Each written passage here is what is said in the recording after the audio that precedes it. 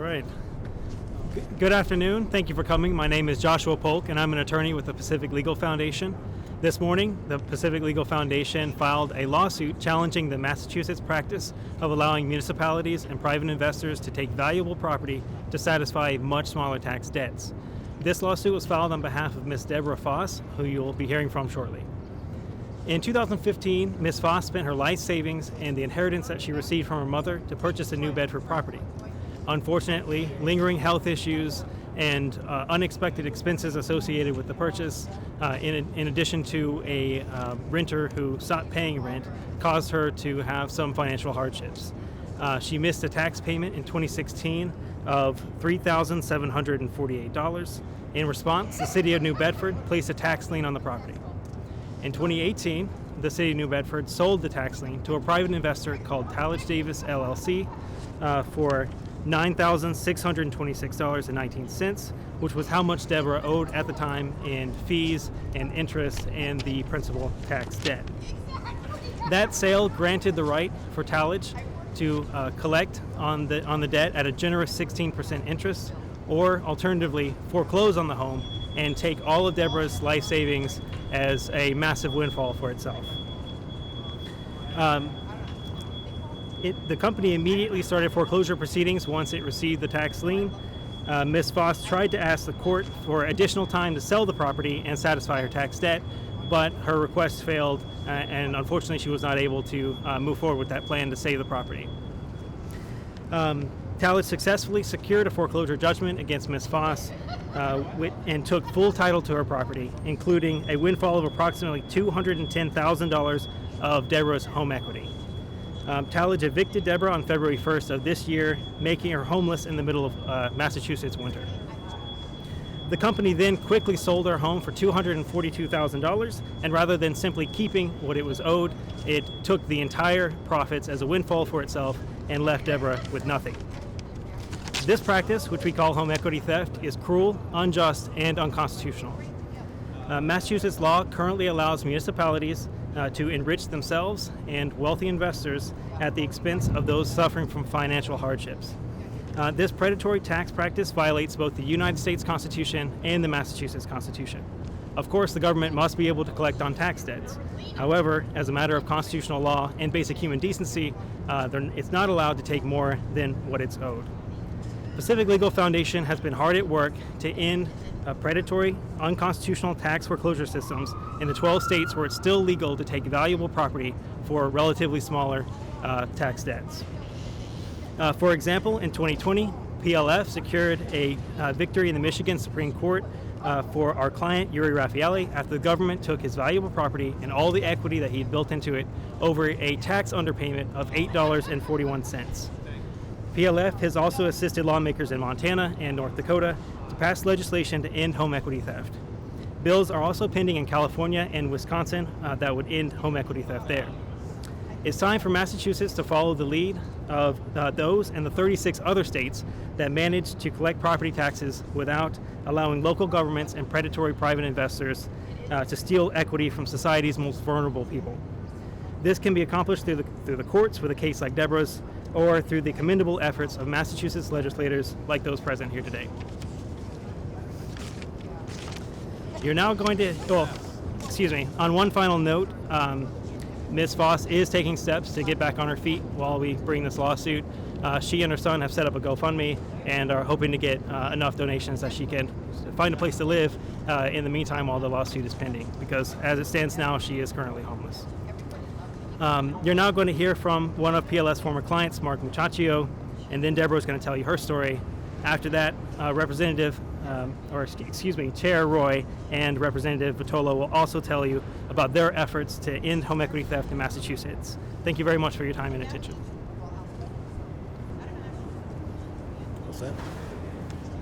I'd like thank everyone for being here and listening to our situations. Hopefully you can help other families who have been in the same situation because of this Massachusetts corrupt law allowing private investors to take equity that are held in your home. I'm blessed to be among 3 generations of Muchachios that have lived in my home since for the last 60 years. The home was handed down to myself and my brothers by my mother and father. My mother died in 2006, and that's when we inherited the home. We never imagined a day that the Machachios wouldn't live in that home. We've never ever planned on selling the home. We've always planned on living in that home, and my family's lived in Easton. My grandparents have lived in Easton, my great-grandparents, and so on. We had no idea something like this could happen when a real estate agent came to our house, knocked on the door, and handed us paperwork saying they were there to change the locks and assess the property. I said that this is my home, I don't understand. I don't know what's going on, and I didn't even believe that this was happening. The title to my home had been handed over to Tallage from the town for a $3,900 tax bill that I had owed. Unfortunately, the next day I was in paying my tax bill. I paid some of the taxes that I had owed, and the next day, the following day, my taxes were in Tallage's hands for $3,900. My home, which is worth upwards of $287,000, was not mine anymore, and was everything that my family and my children had owned, and now we had nothing. And now I had Tallage telling me they wanted $160,000 to get my house back for a $3,900 tax bill. I was never told what was going on until this day that they arrived and told me what was going on. I was never notified by the town, and it was just a failure of communication. They said they put it in the newspaper, but who reads the newspaper anymore? Antiquated system of delivery. So what we did was went through Pacific Legal Foundation. They backed me up and helped me with everything that was going on. I didn't have the money for a lawyer. Everything that I owned was in my home, and now I didn't own my home anymore, so I was basically left with nothing. Poor Miss Ross didn't make out as well as I did. I ended up winning in land court, which was somehow miraculous, and I don't think it would have happened if I didn't have Pacific Legal behind me at the time. Unfortunately, when I got behind on taxes, we had family crises. My granddaughter fell ill, and she collapsed on my living room floor with type 1 diabetes, and our whole world was turned upside down. I didn't think I was going to lose my house over $3,900 when my family was going through a crisis at the time, and even through the town where my family and my grandparents were part of the town. I couldn't believe a municipality had sold my deed for $3,900 the day after I was there, paying, taxes that I owed. I never, unfortunately, everyone can't be on time with everything that's going on with their lives, but I had no idea that, the town or a municipality would do that, knowing, that I've lived in the town. No one came to speak to me about it. No one, there was no communication as far as things went, so I didn't know anything was going on until it was basically too late.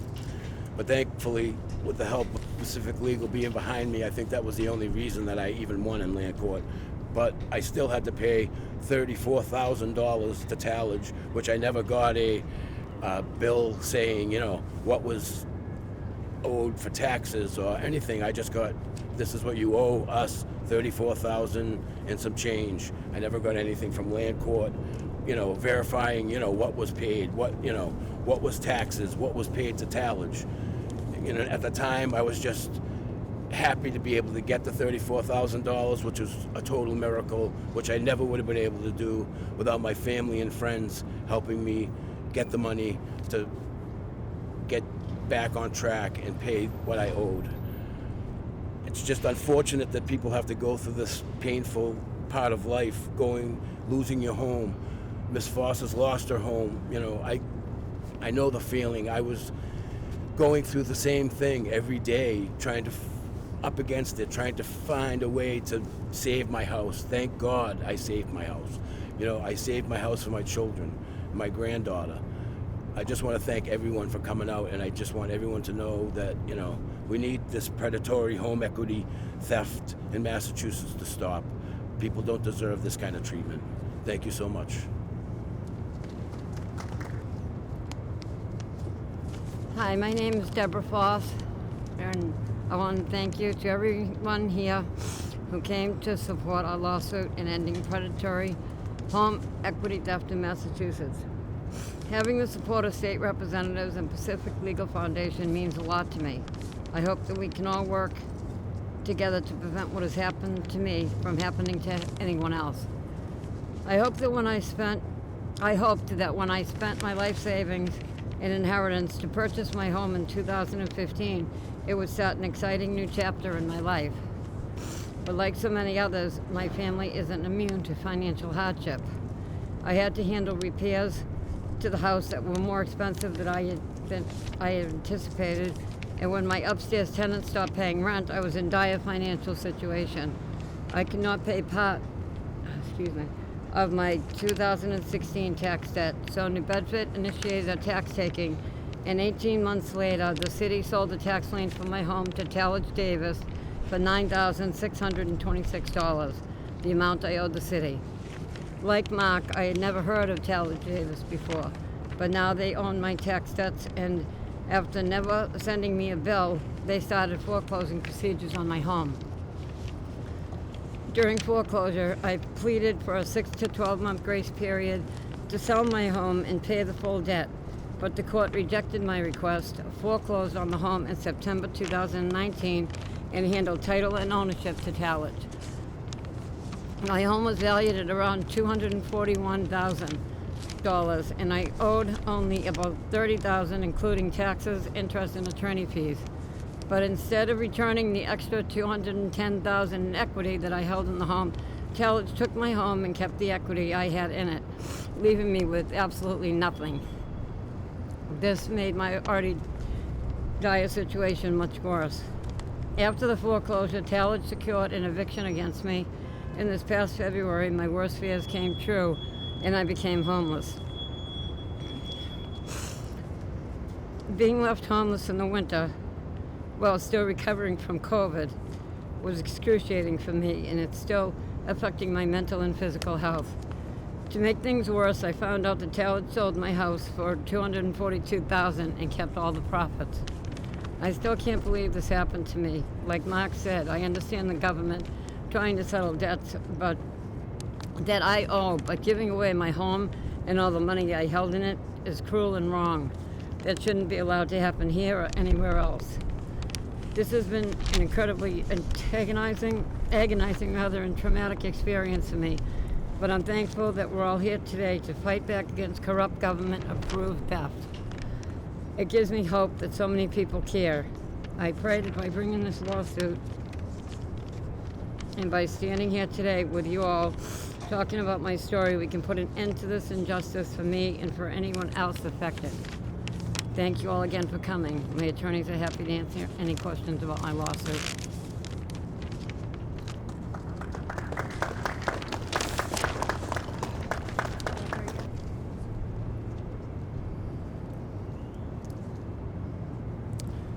Good afternoon. My name is Jeffrey Roy. I am the House Chair of the Joint Committee on Telecommunications, Utilities, and Energy. And listening to the story, which is not the first time I heard this story, but when I first read about Mr. Boccaccio in the paper, I had that sickening feeling that Massachusetts law would allow something like this to happen and knew that it had to be changed. With Representative Vitolo, we filed House 3053, which would end this practice immediately and restore due process rights to individuals who are affected by these unfair tax takings. In the process of looking at the bill, we found a law review article written by a professor at the UMass Law School who found that this particular tax-taking statute was both unconstitutional under the federal law and unconstitutional under the Massachusetts Constitution. So we drafted this bill, H 3053, to number one, provide due process protections for anybody in this particular situation. And due process would require a hearing. I think you heard both Mr. Mocaccio and Ms. Foss describe how they did not know that this proceeding was taking place, and they did not know that a tax taking was taking place. This bill would require a hearing, and the judge would have to make findings to make sure that the individual knew about it and had an opportunity to be heard. It would also require a hearing on the merits of the dispute, on the amount of the debt, and finally the bill would require that these types of tax takings be treated as a mortgage foreclosure, in that the company that steps in does not get to reap a windfall. They just pay back what they had to put into the case, what was owed to the city or town, and the balance would go to the homeowner. Home ownership is one of the most vital things in America, and allowing people to maintain their homes is right, it's fair, and it's the just result. So we're hoping that this bill will restore folks like Mr. Mocaccio and Ms. Foss to their rightful home ownership. Thank you.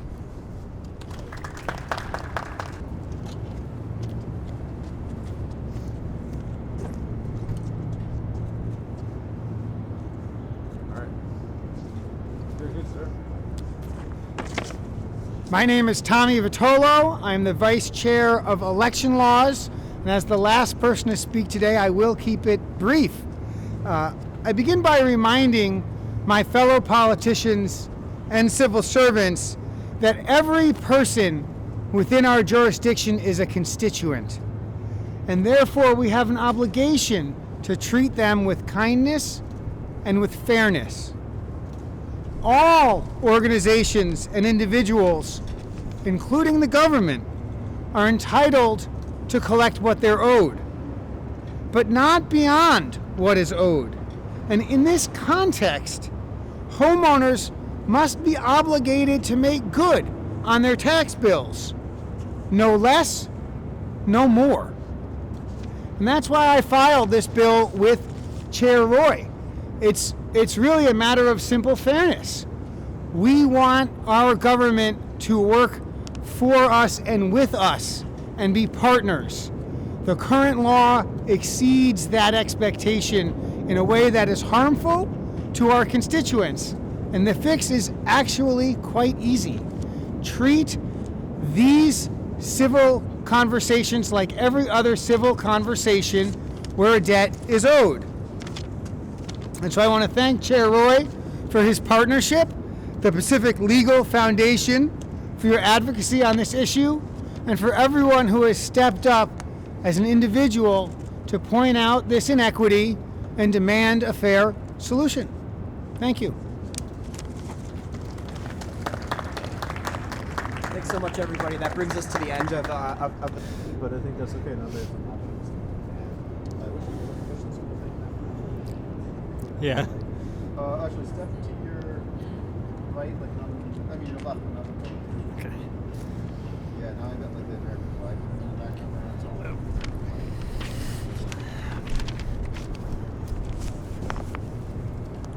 There. Use your camera as a mirror.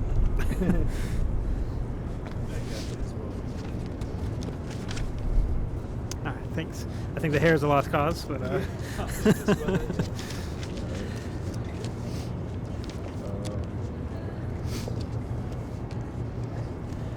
you look gorgeous. thank you. Unless you were talking to Scott. No, Scott's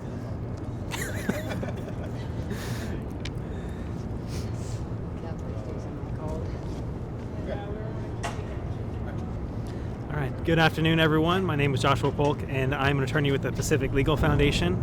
Thank you very much for coming. This morning, the Pacific Legal Foundation filed a lawsuit challenging the Massachusetts practice that allows municipalities and private investors to take valuable property for relatively small tax debts. We filed suit on behalf of Ms. Deborah Foss, who you'll be hearing from shortly. In 2015, Deborah spent her life savings and the inheritance she received from her mother on a New Bedford property. Unexpected home expenses, lingering health issues, and a tenant who refused to pay rent caused her to fall into financial hardship. In 2016, she missed a tax payment of $3,748. In response, the city of New Bedford placed a tax lien on her home. In 2018, the city sold the tax lien to a private investor called Talladge Davis LLC for $9,000. Oh my gosh. Oh, he's taking off his jacket and he just does not want to be in the bright arm. What are you so afraid of? That's how people know So you. reflective bands pick up on the light and I got you. clear out the photo. I got you. Looking at you. Okay. I can wait. Okay.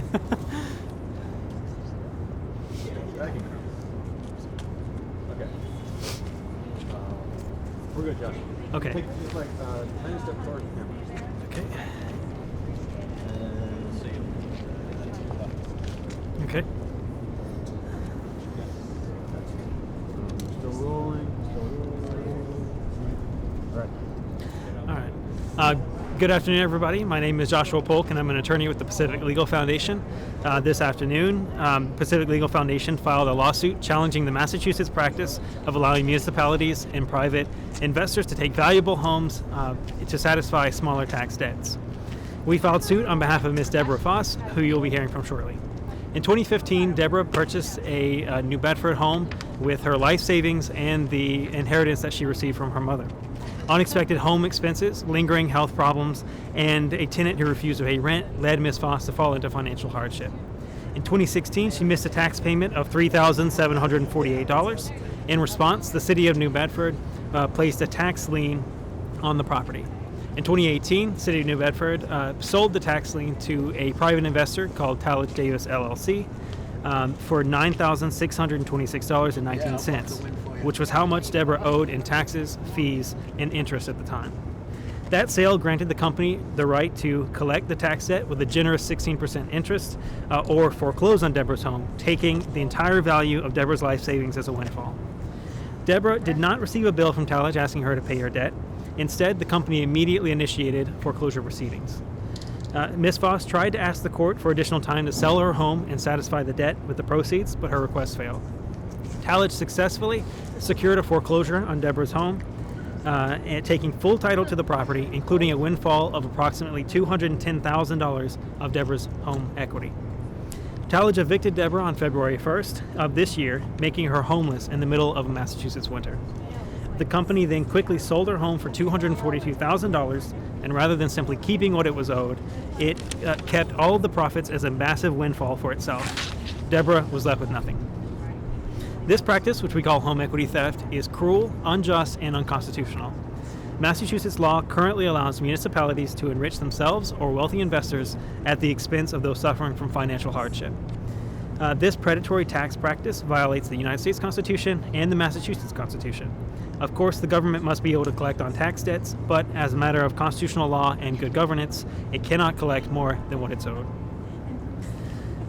Pacific Legal Foundation has been hard at work to end unconstitutional tax foreclosure systems in the 12 states where it's still legal to take valuable homes to satisfy smaller tax debts. In 2020, Pacific Legal Foundation secured a victory in the Michigan Supreme Court for our client, Yuri Raffaelli, after the government took his valuable home and all of the equity he had invested in it when he accidentally underpaid his taxes by $8.41. PLF has also assisted lawmakers in Montana and North Dakota to pass legislation to end home equity theft. Bills are pending in California and Wisconsin that would end home equity theft there as well. It's time for Massachusetts to follow the lead of those in the 36 other states that manage to collect property taxes without allowing local governments and predatory private investors to steal equity from society's most vulnerable people. This can be accomplished through the courts with a case like Deborah's, or through the commendable efforts of Massachusetts legislators like those present here. On one final note, Ms. Foss is hopeful for the future, and she is taking steps to get back on her feet. She and her son have set up a GoFundMe account with the hopes of raising enough money to get her a stable living arrangement during the pendency of the lawsuit, because as it stands right now, she is still homeless ever since the eviction. You're now going to hear from one of PLS's former clients, Mark Muchaccio, and then Deborah was going to tell you her story. After that, Chairman Roy will tell you about his effort in home equity theft in Massachusetts, followed by Representative Vitolo, who will also tell you about the pending legislation that would end the practice here in the state. Thank you very much for your time and attention. It's funny.